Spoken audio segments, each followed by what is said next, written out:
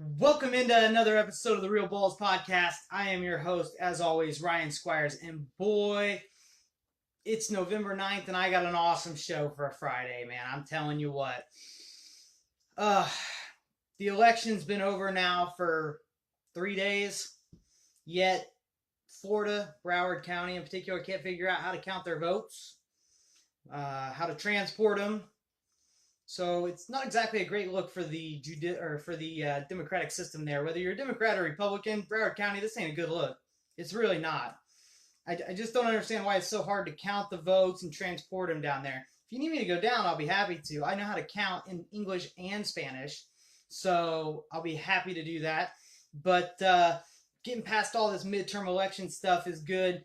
Get back to focusing on day-to-day life, bowling, things that actually matter. But, I got to give some props to Kyle Troupe. Man, I'll tell you what, this guy, Kyle Troupe, is an awesome guy. Super nice, if you don't know him. He's a great guy, but he's one of those people that when he competes, if you know him, you want him to win. He is a nice guy. He is out there competing. He's got a real nice guy way about him that will help build bowling, with the pro-ams and whatnot. So it's great to see his success. But what I like most about the fact is when I did the trade show down in Florida with Kyle, I was talking to him about branding and building his brand. And it's so cool to see, not only is he becoming more successful, he's becoming a successful tour player, Team USA, now the World Cup. He's really coming into his own, but he's also branding himself really well. He's developing a business around himself, and it's great to see that he's putting products out and things of that nature that, he can use to make money moving forward with his own brand, owning his own brand. The coolest thing I think about when I think about what he's doing is simply, the old Jay-Z line, I'm not a businessman, I'm a businessman. He is literally building himself a business, and it's awesome to see. It's awesome to see him compete because he is one of the good guys. So, good luck to him as he continues in the World Cup. So I hope he wins. He's a cool guy, and when it comes to PBA players, you got your good and you got your bad, but he's one of the good ones, and you got to root for him when you see him. But I want to dive in. I got a couple really cool things going on today. So I got a really cool story I'm going to cover on virtual reality. But I got a big announcement coming at the end, and I mean a big announcement. So I'm really excited about it. That's why I'm so up and, ready to go. I'm happy. I'm very pleased with this big announcement that I got coming at the end, and, I hope you'll stay tuned. But for now, I'm going to cover virtual reality. So when I was at Bowl Expo, I went to Bowl Expo, and Bowl Expo's changed a lot over the years. It used to be pro shops and bowling centers and would go and they'd see the equipment, they'd see the retail, they'd see that stuff, and they would buy. But now it's primarily bowling centers, and bowling centers are getting equipment, but they're also there's entire sections of Bowl Expo dedicated just to arcade and entertainment. And some of the games that they have at Bowl Expo are just absolutely incredible. There was a game at Bowl Expo that I played while I was there, and it was a virtual reality game. Now, we all see the virtual reality players that are on our phones that we can turn into with the glasses and all that stuff. But the virtual realities that they had, these were straight simulators. So it was like when you see when they're producing a video game and they've got the green screen up there and they've got you in like a sensor suit or something. It was similar to that. And one of the games that was on there was actually bowling. Okay. So I was actually in I had the headset on, I had the armband and all that stuff. And it was amazing because I was actually bowling without bowling. It was so realistic that the lane oil changed, the ball hook. I mean, it wasn't like just rolling the ball on a Wii game.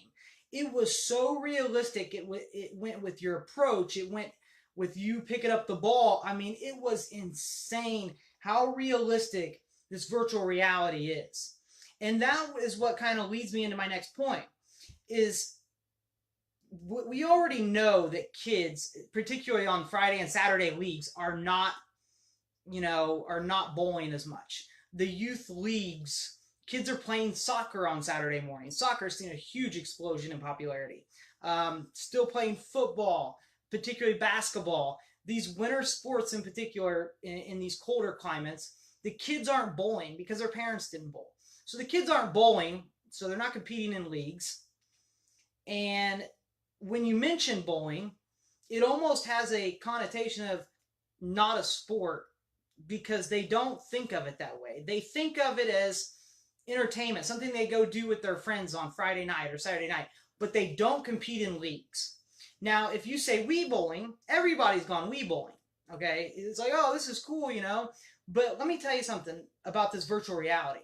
This virtual reality is Wii bowling times 100. Okay, and it's not just bowling; it's golf.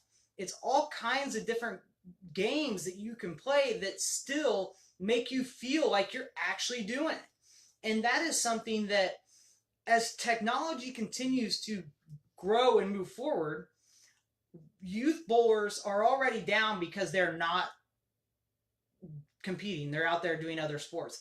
But as technology continues to grow, are we going to look at the future and say, hey, kids are not bowling leagues because they can do it on their phones, because they can do it on virtual reality? It's amazing to think about. But if you think about where we were in 1980, 1981, where I quoted the book on Wednesday, if you think about that and you think about how far we've come in 38 years, in 1980, we were trying to figure out why left-handers were scoring better. We were mopping oil on lanes, wood lanes, different technology, different bowling balls, different accessories. Look at how far the game has come since 1980. Now, if we look at it and say, okay, in 2056 and 38 years from now, where will the game be? It's almost scary to think about, because while there will always be a demand for people who actually want to go bowling, the real bowling, my question is there always going to be a demand for the league bowling in the 35 weeks? And if so, is it enough to support these bowling centers? Because as kids are taught, it's almost like I always hear Jason Whitlock say there's a war on football. I think there's more of a war on sports in general, even if it's an indirect war, and it could be a war on bowling simply based on technology. Kids are taught to embrace technology and figure out technology. That's why 4-year-olds have cell phones. I didn't have a cell phone until I was 18. These kids can play games on cell phones and everything else. They're taught to embrace technology, and that technology is continuing to advance, yet the game is staying where it is. Competitively, it may get a little bit better, but the game is staying where it is. Technology is moving forward. These kids are embracing the technology. So when you go to them and you say, son, daughter, do you want to go bowling? Do you want to bowl? No, Dad, I'll just do it on the virtual reality. Why do we need to leave? Why do we need to go spend money to do it? We can do it right here, and I'm telling you, it's realistic enough that it could actually happen. It's that realistic. And in the next 30 years, it'll become even more realistic and even more, progressive. And so how are we going to get people to say, I want to bowl a league each week if they can do that exact same thing on their phone at home, and the scoring could literally be done over the internet? How do we embrace this technology and still convince people to bowl? That's my question, because convincing people to bowl in a league is hard enough, but convincing them to bowl and spend money when they don't have to, when the technology's there that can make them, experience what it is that they want to experience without ever leaving, it's amazing to think about if you really put your mind to it, because it could wipe out the sport of bowling, not as just for fun. I think for fun it'll still always be there, but the actual competitive part of it. Because I'm telling you, what could happen is these kids, they go and they become adults. They've embraced technology and virtual reality and all that. They have kids.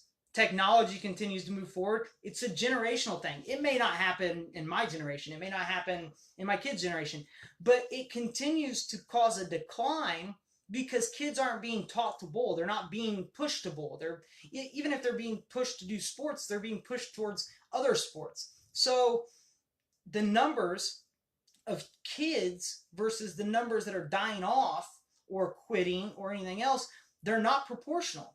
So how do we continue to support the bowling center? See, that's the thing. It's not a matter of, you could say, well, the bowling centers will always be there. Okay, but if their league base goes down because the kids aren't continuing to bowl or starting to bowl or interested in bowling because they can do something else or do it at home, then if that's the case, how does the bowling center stay alive for the next generation? If you think about it, because that kid never bowled, so he's not going to bowl as an adult either. And it's just going to be a continual progression until you can't afford to operate the center anymore. What ends up happening? Center closes.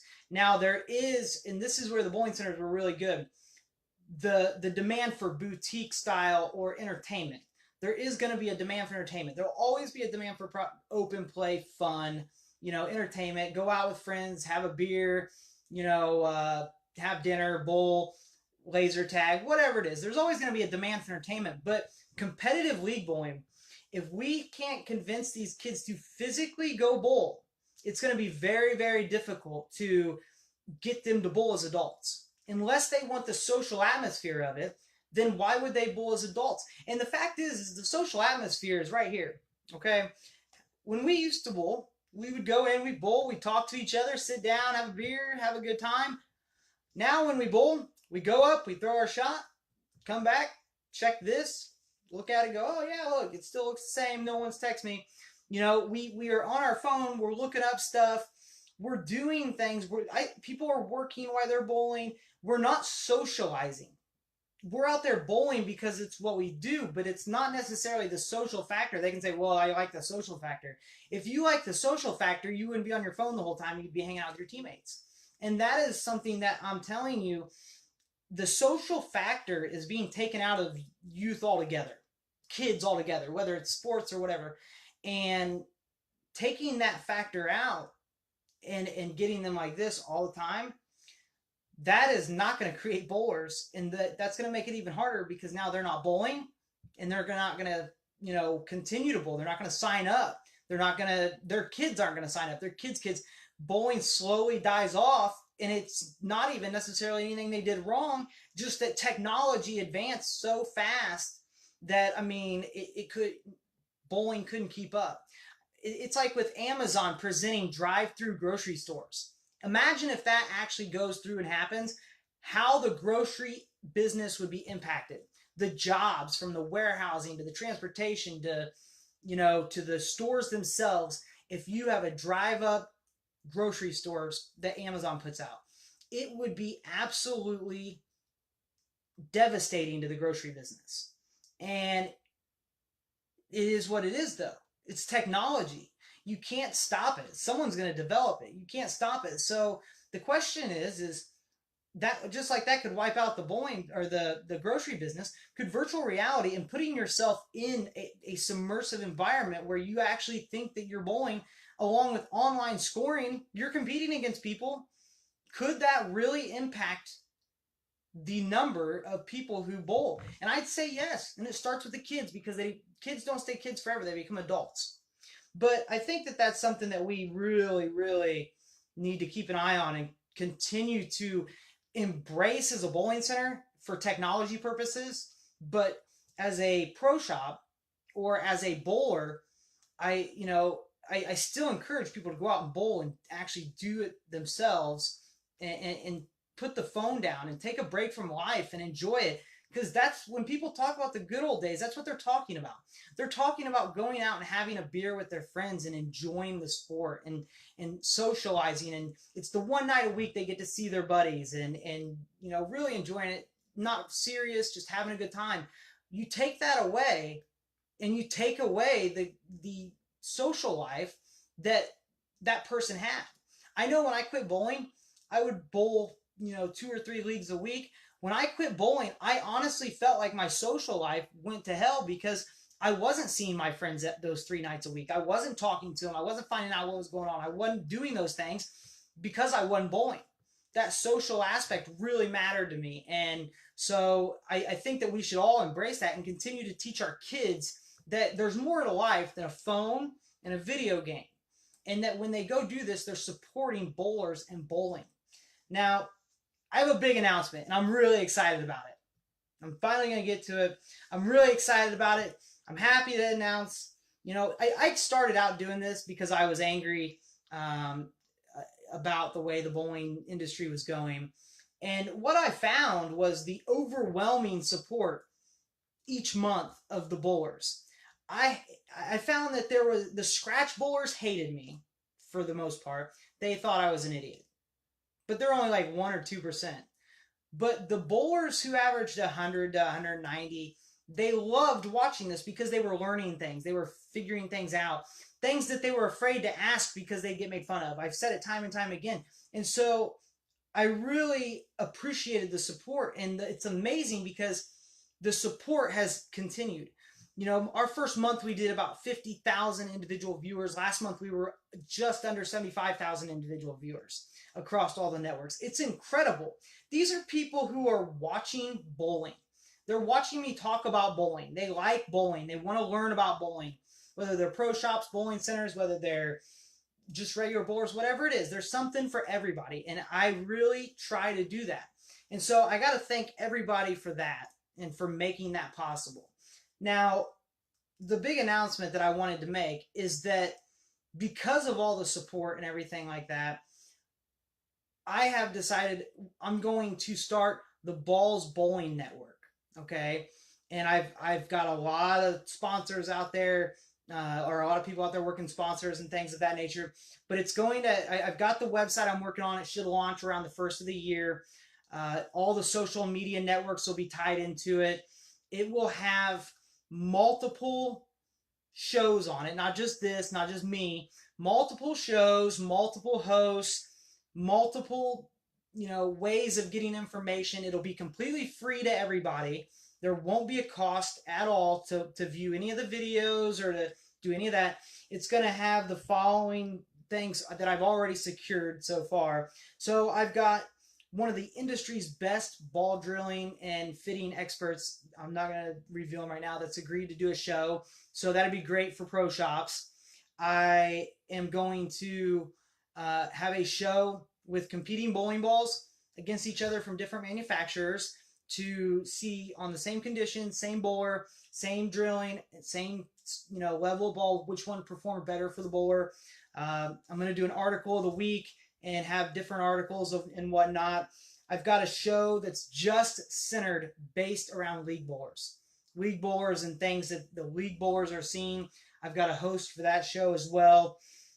We're going to be doing true product reviews, which is going to be really cool. Just short little product review videos, tips and tricks videos, just unbiased resources for people who want to learn more about the sport, who want to know more about the sport, want to ask those questions or, learn the terminologies. Like I have people ask me all the time, what's RG and things of that nature. So it's going to be a resource for bowlers that's free, and it should launch around the first of the year.